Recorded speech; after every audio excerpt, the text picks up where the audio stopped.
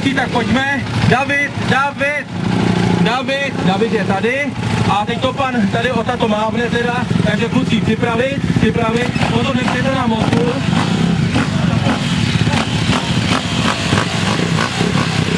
Támo teda na 2 kola jenom, jo, aby to vydržel, to má asi dost, jo, takže 2 kola a uvidíme vítěze o 2 flašky šampanského.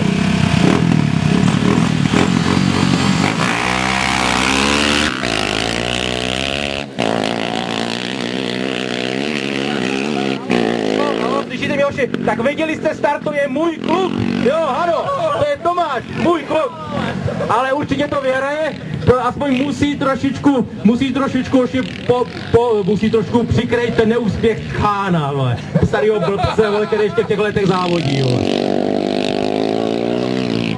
Je klid. Je první, je.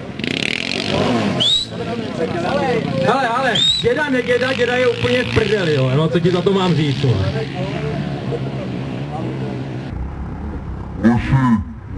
Děda až v únoru, to se tady sejdeme znova, děda v únoru, bude závod, protože budu mít noučka.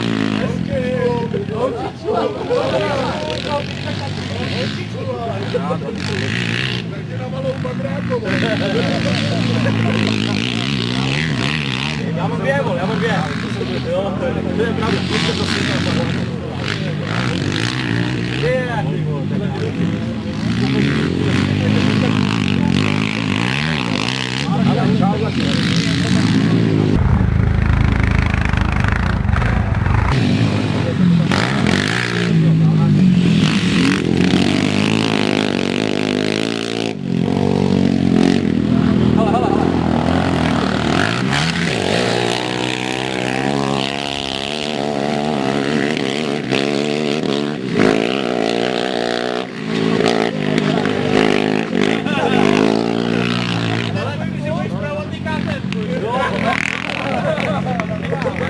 Všecko bychom zvládli, ale spravovat 2 stroje to ta firma fakt nezvládne, tyhle, to nejde takhle, ty vole.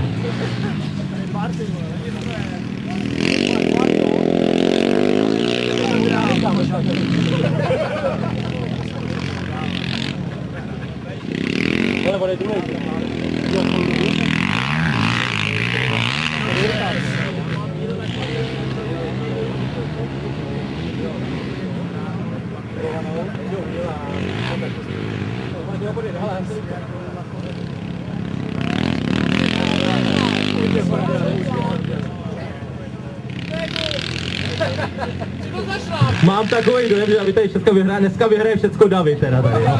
Bohužel v táboře vyhraje všecko David, jo. Takže hoši, těšíme se na březen, to bychom to mohli trošku napravit teda. No.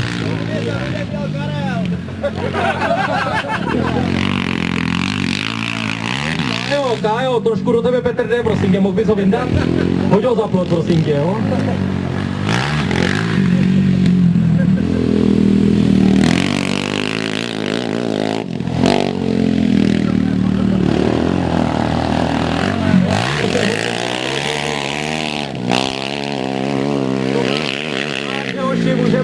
Můžeme prodat, David se stal vítězem dalšího závodu, takže vyhrál 2 flašky šampaňského a Tomáš už se zve, takže přijíždí, no, teď si, asi si ještě si zaskáče, asi jak tak koukáme, no.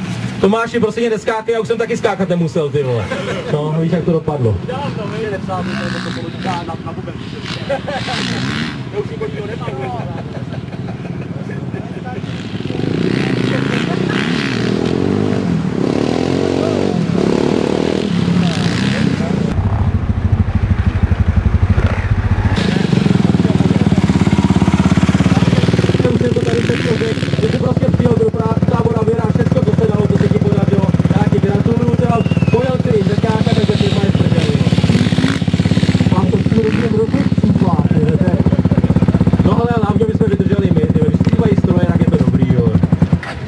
Tak Tomáši, pojď, já ti budu gratulovat teda tomu. Ale Tomáši, jestli mě slyšíš, tak ty jsi vlastně druhej. Tomáši, ty jsi druhej jako já. Takže vlastně my jsme nedopadli dobře, špatně. Ale zavoláme holkám. Tomáši, zavoláme holkám, že jsme vlastně byli oba druhý. Gratuluju ti a ještě jednou Davidovi teda, takže si prodal 2 flašky šampaňského a ty si platíš sám, ne já. Chápeš to, jo? Tak jo. Takže hoši, prosím vás, tyhle ty, Tomáši, jedeš ještě závod? Nebo Davide, jsi si odpočinout? Takže si chviličku odpočinem, popijeme a tak chvilku vyhlásíme závod, jo?